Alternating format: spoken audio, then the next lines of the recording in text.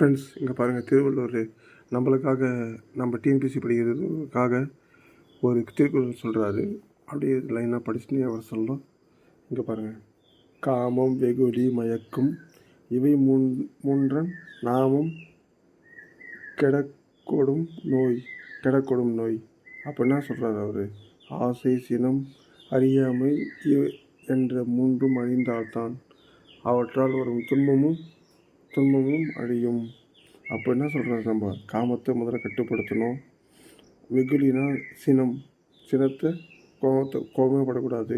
மயக்கம்னா அறியாமையாக இருக்கக்கூடாது, எல்லாத்தையும் அறிஞ்சிக்கணும். இது மூன்றும் உங்கள்கிட்ட இருந்துச்சுன்னா, அதாவது இது மூணுத்தையும் நீ கட்டுப்படுத்து, இது மூணுத்தையும் சரியாக நீ செஞ்சனா கண்டிப்பாக உனக்கு என்னது வெற்றின்றது கண்டிப்பாக இருக்குது அப்படின்னு சொல்கிறாரு.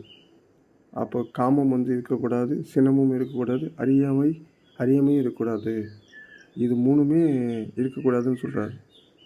அப்போது ஆசைப்படாமல், அதாவது காமத்தை கொஞ்சம் கட்டுப்படுத்திக்கிட்டோம், கோபமும் படாமல், அறியாமை விலக்கி எல்லாத்தையும் அறிஞ்சிக்கிட்டால் முடிஞ்சு போச்சு. நம்ம டிஎன்பிஎஸ்சியில் கண்டிப்பாக வெற்றி பெறலாம். அதுதான் சொல்கிறார்.